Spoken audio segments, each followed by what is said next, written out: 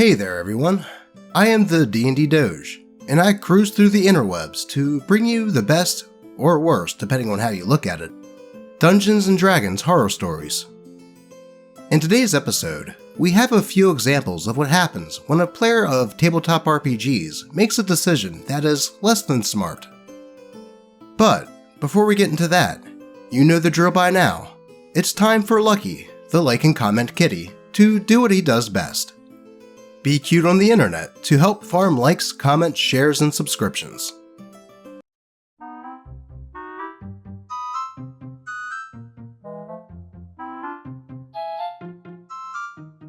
He sure does love catnip. But, with that done, let's hop right into the stories. Level 1 player character attacks level 12 NPC to get good loot fast. By Reddit user 777Zenon777. Long story short, it was our first session. Our characters meet in a tavern to find some work as mercenaries. It turned out that there was a party going on in the tavern. Several clearly experienced and battle-hardened mercenaries met at the table, drank beer, and talked loudly about their adventures. Our PCs sat down at a table next to the mercenaries, from where they could hear what they were talking about. At some point, after a short introduction, the party's rogue decided that he would try to rob one of the mercenaries, even though everyone was asking him not to, because they might help us find a job, and because he will get his ass handed to him on a silver plate at best. But he wasn't listening to anyone. He said that the mercenaries probably have good loot that he could use. He sneaks to one of the mercenaries, who was described as a large, broad-shouldered man in thick half-plate armor covered with scratches. His face and hands were covered with big, nasty claw scars. Earlier, we heard that he got these scars from clashes with several werewolves. It was definitely not someone a level 1 player should mess with. Rogue tried to take the mercenary's greatsword. Sure, a level 1 rogue would have any use of that kind of weapon. He rolled badly. The mercenary saw him, and immediately shouted at him that he should leave his things, or he will need a bag for his teeth. But he didn't attack the rogue. Guess what the player did? "I tried to stab him with a knife," announced the player. We all looked at him in amazement. "Are you really sure you want to do that?" the DM asked. "I will aim for his throat," said the player. I should tell you now that our DM made a homebrew rule that we can try to hit important vital points on enemies' bodies, and if we crit, we can sometimes kill them with one hit by cutting their throat, etc. However, it always worked only at enemies that were weaker or the same level as us, and I don't believe that the DM would allow a player to kill such a more powerful NPC with just one hit. Dice were rolled, and he actually hits. Unfortunately, the mercenary hit him much harder, knocking him to the ground with his giant rock-hard fist. DM described how the mercenary grabs Rogue by the neck and throws him across the table. The DM decided that it would deal additional damage because this guy was very strong. I think 18 or 19 strength. It was enough to knock out his level 1 PC. Fortunately, the mercenary decided that this will be enough, and there is no need to kill him. The rest of us decide to heal the rogue, and we even use this little show of the mercenary's strength as an excuse to talk to him. After that, the session went on as normal, but I could still see that rogue was clearly unhappy. Made comments like, "The DM should let him win over the regular NPC," for a while. TLDR, level 1 rogue tries to kill a level 12 fighter, and gets annoyed when he gets his ass kicked. Edit. Whoa, I didn't expect this would get so many comments and so many upvotes. Thanks everyone. Edit 2. I should have mentioned that those mercenaries were NPCs, built like player characters. DM made a character sheet for them, and they had access to the classes, subclasses, and feats, just like every player, but still were just NPCs. We actually met a few groups like this across many sessions. That's because, in the world we were playing in, there were many groups like ours. At the beginning, most of those NPCs were more powerful than us, but after a time, we started seeing parties that were weaker than we were. Heck, once we even agreed to help one of those teams to get stronger.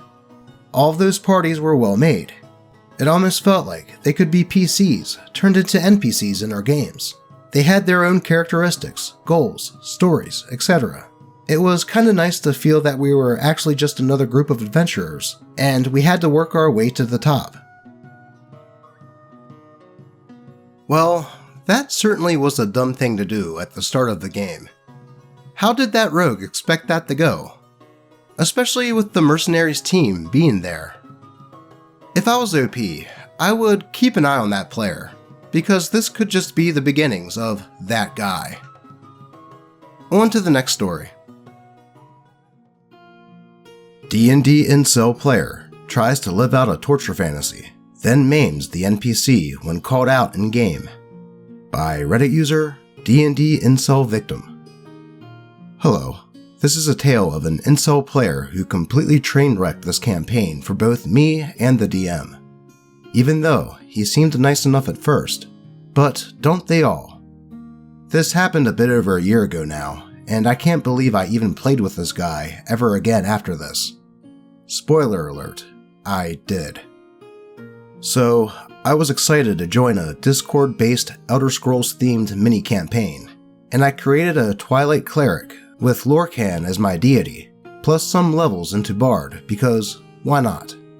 There were supposed to be 5 players and the DM. We did have a session 0 where we discussed rules, expectations, and character creation, but over the next 5-ish sessions, more and more of the players failed to show up without notice, or were not engaged while playing, and were generally disruptive until the DM got tired and, after giving them ample warning, which they all ignored, booted them.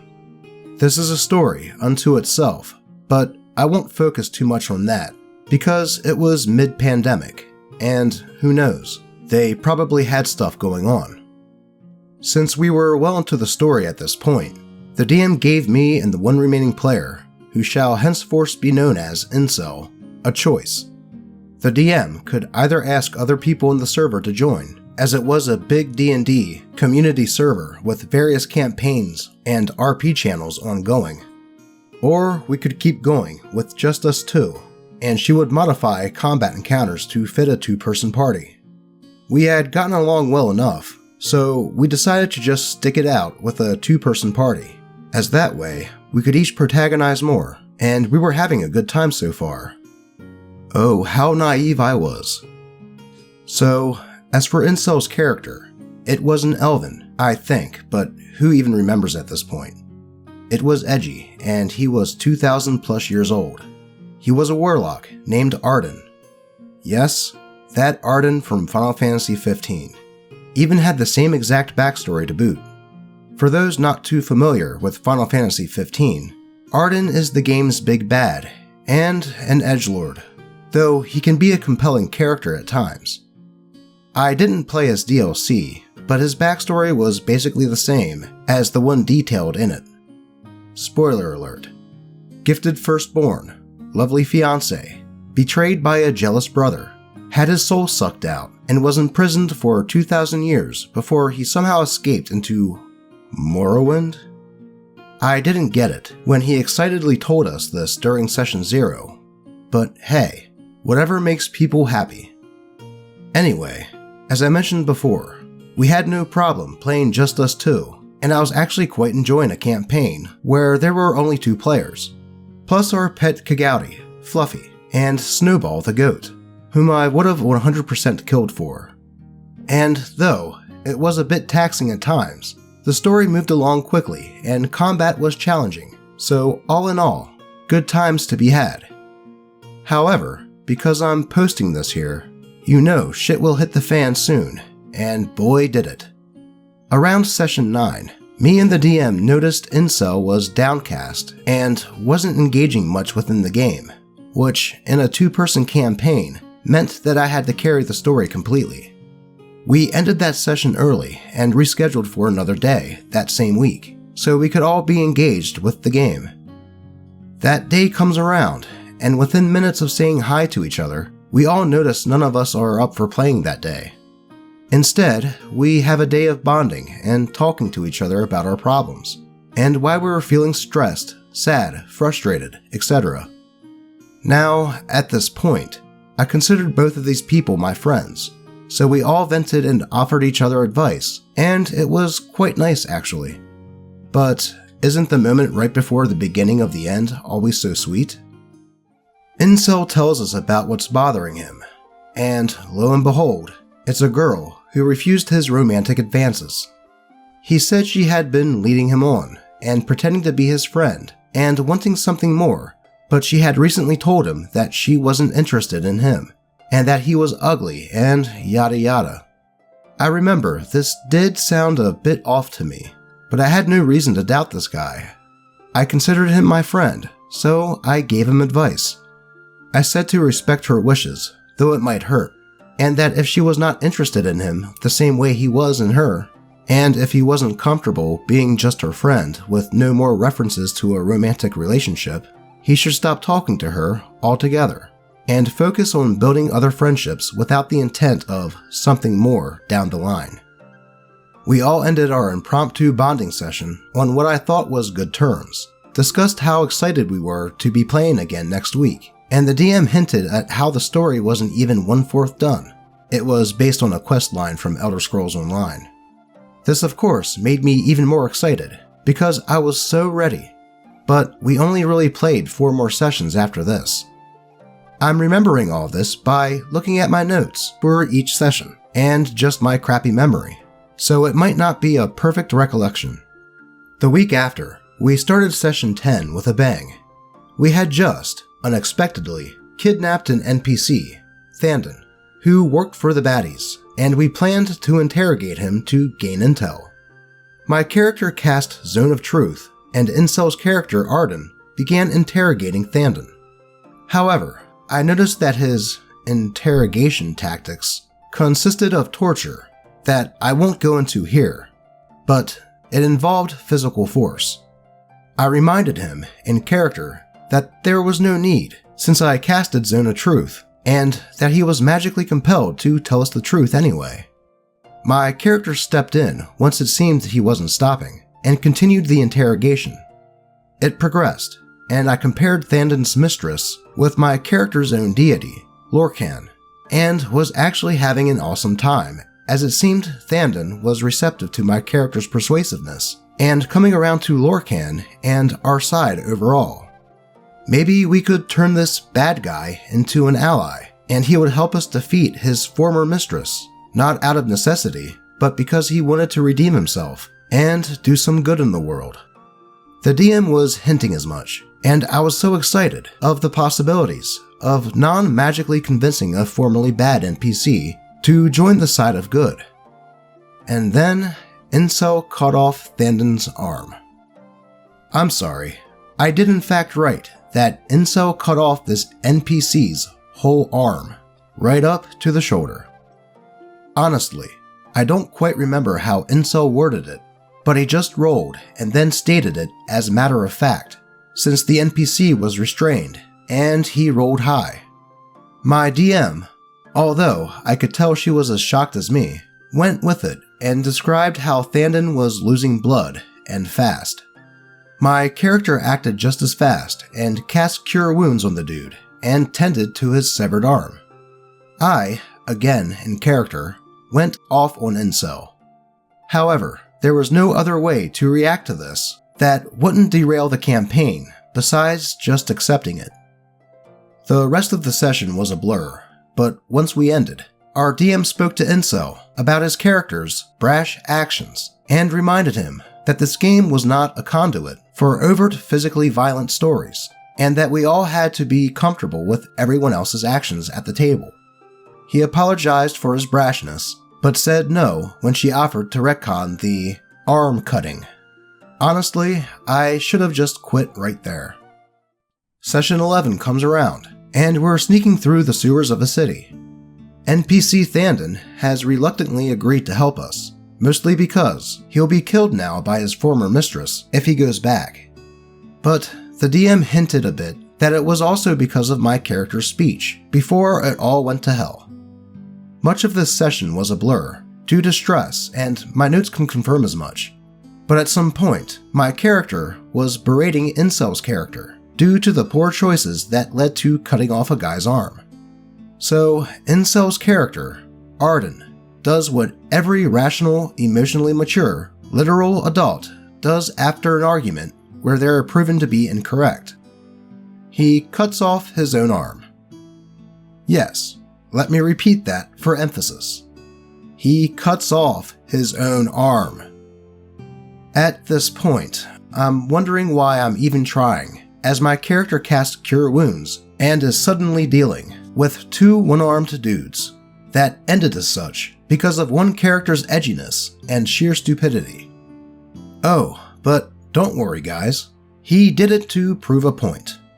After all, quote, "It's not that hard to get by with one arm, and I'll prove it to you."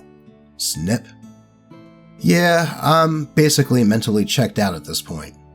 I'm pretty sure the DM did the same, and was just going through the motions. We played 2 more sessions after this that are an absolute blur, filled with, quote, "need a hand" jokes, and existential dread. Oh, and he also tried to shoehorn a romance between our characters that I clearly said I wasn't comfortable with, both in and out of character.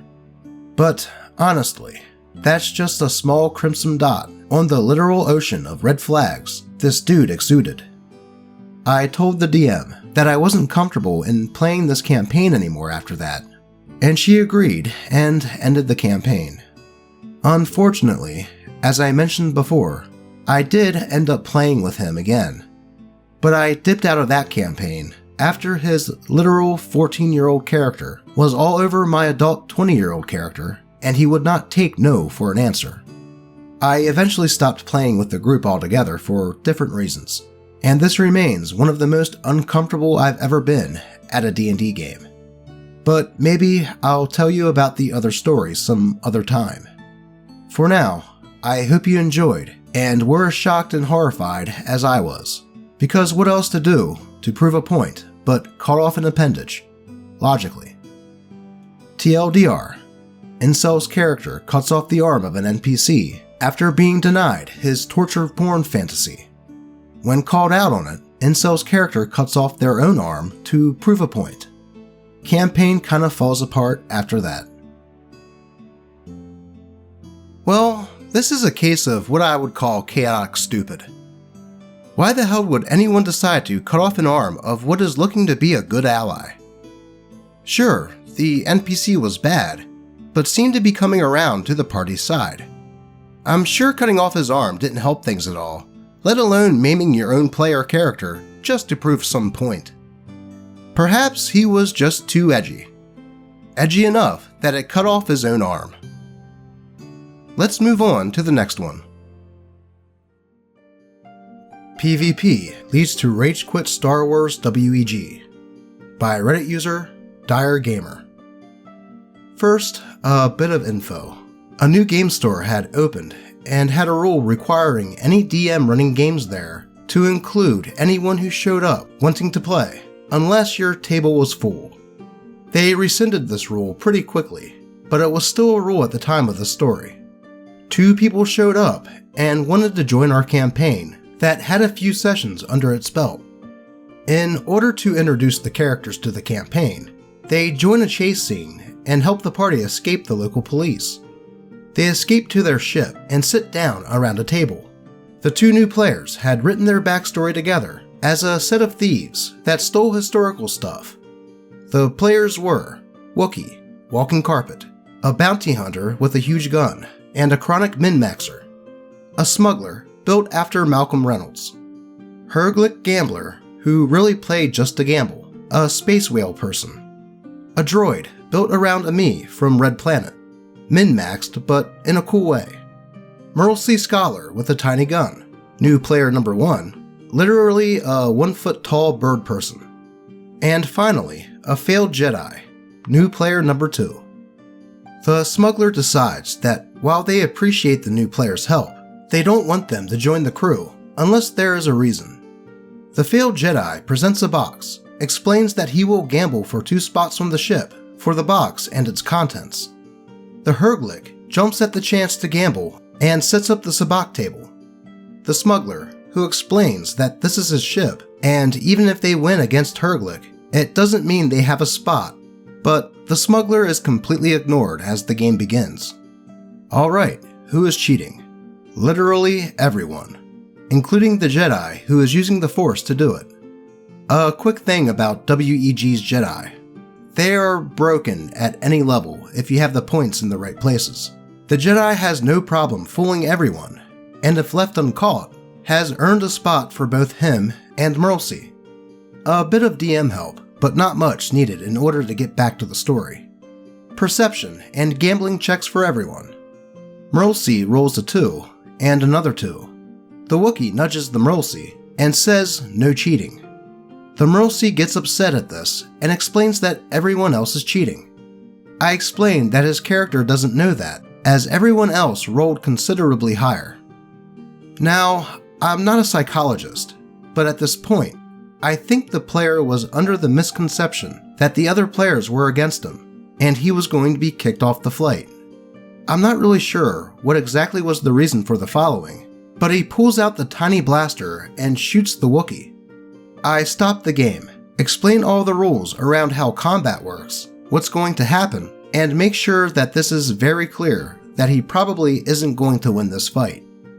I finished this entire section with a, quote, "Are you sure you shoot the Wookiee with the tiny gun? That isn't going to kill the Wookiee." He says, quote, "Yes, I like my odds," and proceeds to roll very poorly, but hits and does 3 damage. The party then asks if they can return fire. They don't even start shooting. They ask for permission to engage in PvP, since they know I don't allow it in my D&D games. I nod, because I'm assuming at this point, this player doesn't like his character, and while I had played one session in a separate game with him before, I really don't know him.